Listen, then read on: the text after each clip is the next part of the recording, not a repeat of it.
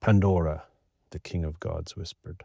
His voice was a landslide. That's stupid. Why would he fucking shout Pandora if he whispered it? My bad. Try again. As if she already knew that the air in this world was poison. Fuck.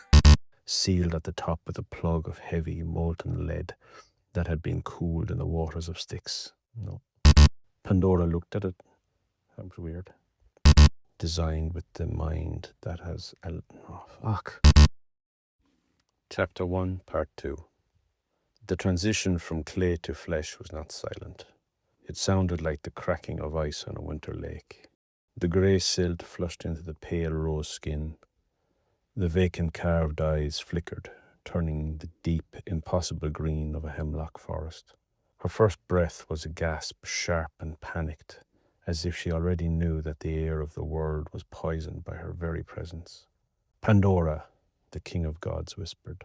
His voice was a landslide. That's stupid. Why would he fucking shout Pandora if he whispered it? My bad. Try again. Pandora, the king of gods, whispered. His voice was like a landslide. The all-gifted. But the name was the first of many deceptions.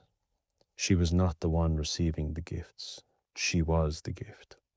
A gift wrapped in gold and silk, sent to the world that didn't know it already was at war. In the corner of the forge, half hidden by the billowing smoke of the bellows, sat Pithos. It was a massive jar, taller than the man's waist, crafted from the same heavy clay as Pandora herself. It was not decorated with the typical scenes of harvests and weddings. Its surface was pitted and scarred, sealed at the top with a plug of heavy, molten lead that had been cooled in the waters of Styx. No. Its surface was pitted and scarred, sealed at the top with a plug of heavy, molten lead that was cooled in the waters of the Styx. Pandora looked at it. That was weird. Pandora looked at it. She didn't even know why, but the jar felt familiar. It felt like a sibling. She could feel a low vibration humming through the stone floor, a rhythmic thudding coming from inside the clay vessel. It sounded like 1,000 trapped birds beating their wings against a cage. It sounded like the sob that had been held for a century. Do not look inside the jar, daughter, Hephaestus grunted, his voice heavy with a guilt he couldn't name. But Pandora was already listening.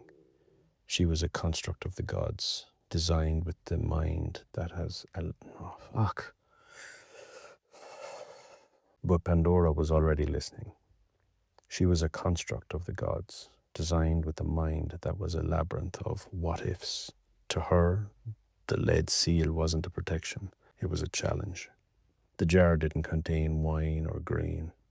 It contained the inventory of human suffering, the dark ledger that Zeus had been keeping since the beginning of time. As they led her out of the forge and toward the world of men, Pandora turned her head one last time. The jar was gone, already being transported to the house of her future husband by invisible hands. She felt a cold shiver slide down her spine, the first time a human had ever felt the sensation of dread. The air smelled of crushed mint and new rain, but beneath it, there was a metallic tang of the forge. The trap was set, the masterpiece was walking, and the jar was waiting for its key.